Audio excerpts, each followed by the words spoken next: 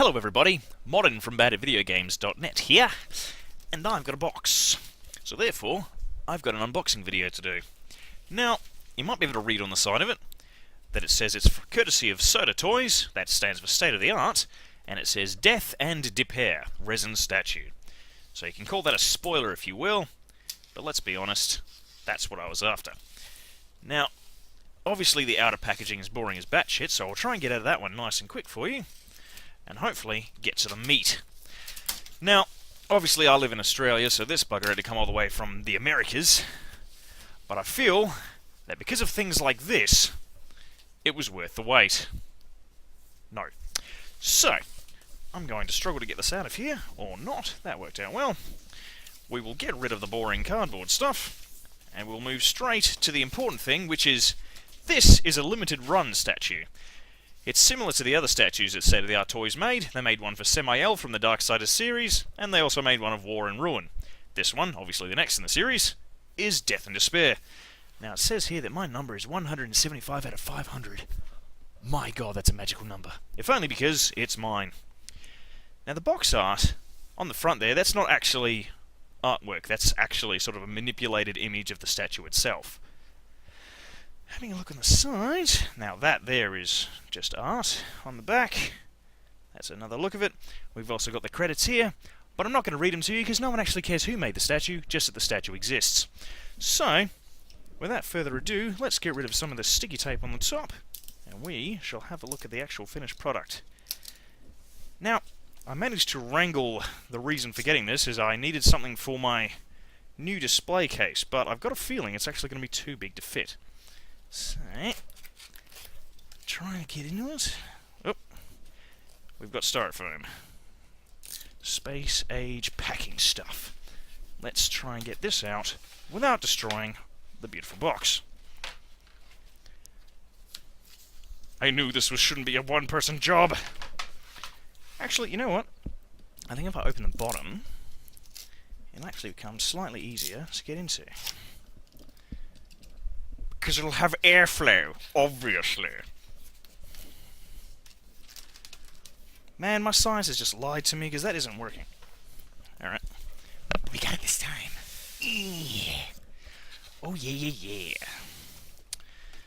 Right, so we'll remove the sexy outer layer, much like a candy shell with a chocolate inside. Except for the part where everything goes horribly, horribly wrong. Now, my reasoning for buying this was that, at the moment, the Darksiders IP doesn't actually belong to anyone, so there's a very, very strong chance that Darksiders may very well die. Now, this is going to be like dissecting something that I don't usually dissect. Alright.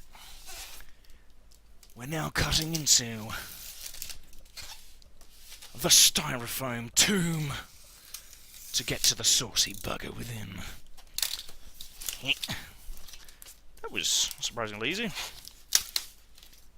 Alright, so I'm already greeted by the fact that when I open this, some parts are in the top section, other parts are in the bottom section. It also smells a lot like shit. So what I'm going to do is try and hinge this. Alrighty. I think everything's here, because you know I've opened so many of these. First thing I'm going to pull out is the most boring bit. This would be the power adapter, because you can plug this thing in, much like an expensive nightlight, to keep yourself amused. So what I'm going to do is I'm first going to remove the bit that looks like the base. Good God, that's heavy. Wow. Okay, I wasn't expecting this at all. Now, I could probably hit someone over the head with this, and probably knock them out. Now, it's a resin statue, so you'd expect it to have a bit of weight to it, but I wasn't expecting that much in just the base alone. Okay, now, for the most part I know that it's snapped together, so we've got the base. We'll just sort of work our way up. The next part is Despair himself. Now, you might have recognised this guy as the quick way of getting around in Darksiders 2. You might also recognise the legs of Death, because obviously there needs to be a line drawn somewhere of what's actually part of the horse and what isn't. Now, so there's two anchor points. I see. So, okay, it rests at the front of the base and the rear, meaning that it slots into the hoof and the power jack right there. So you got 4 points to hold the weight. That's actually really good. When you've got so much weight in something, you want to be really careful. Now, the main attraction, not a piece of foam, but the big man himself. Now, not many people can go by the name Death and get away with it, but this guy, who's bundled in nicely like a child's toy, Death is his business, so let's try and get him out. Okay, so I mean, I've removed some wires from the top. Okay, wires at the bottom as well. Now, I can already see, for a hand-painted job, there's a lot of detail in this. Okay, there's a scythe stuck there. He's got a wire there. Alright. Now, I'm not sure if that's actually broken, or it's supposed to move like that, but we'll double-check. One of the biggest downsides... Oh, no, that's... I think it's broken, but there's actually a join there, so I can actually glue that, so that's fine. I'll slot that back in there for now. I might get some glue out later. The downside of living in Australia, apart from everything being upside down, oh, that joke is so funny, is that things have to come a long way to get to you. They probably have to go through several different companies to deliver them, and because it swaps hands so often, you're pretty much guaranteed to come across one dickhead who thinks it's a good idea to try and recreate the opening of Ace Ventura: Pet Detective with your package. For people who haven't seen that movie, it's a joke about somebody who abuses a package. Haha, abusing packages. Here we go. Just sorry, getting the water wings off Death, who obviously is afraid of fucking drowning. There we go. He's also got some nice woolen mitts on his hands. I'm not really sure why, but they've like got these little stringy bits of stuff to keep his hands safe. Now, again, the detail's actually quite good. Considering there's only 500 of these made, I've got a feeling that most of them were hand-painted. Yes, this site's going to be a problem, because that is actually a really clear break. If you have a look right there through the shoulder, see that movement? Right there. But that's okay.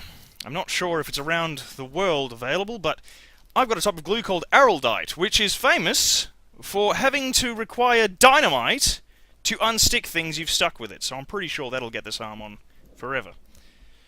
Now, I'm just about finished with the trimmings. That looks to be about it. Which means that I can actually close up this and dispose of in a meaningful manner. Excellent. So now we're left with the base, horse in full flight. I'm going to try and put this on. If I break it even further, you can all laugh, because you didn't spend the amount of money that I did on this. Oh dear God, he's got peg legs that slide in. But it works well. Excellent. So, the figure, when it's finished, is massive. Now, you can't see, obviously, because I've set the camera up in a terrible way. But, I mean, for reference, this is a power adapter. This is my goddamn hand. I'm not a little man, but, you know, it's quite large. All the pictures I saw on the internet didn't really have anything for reference, so I thought maybe if it was taking a photo with someone who was a midget, it wouldn't really be trustworthy. But, for what is essentially a purple badass riding on a glowing horse, it looks quite good. I give it 10 out of 10, if only because I've spent way too much money on it. I would probably say the packaging's exceptional. I mean, obviously, the arm is broken, but I swear you could send something to me in some kind of bulletproof tin and it would still be fucking broken when it got here. I might do some close-ups, and I'll turn off the lights, and I'll plug this sucker in. Let's check it out.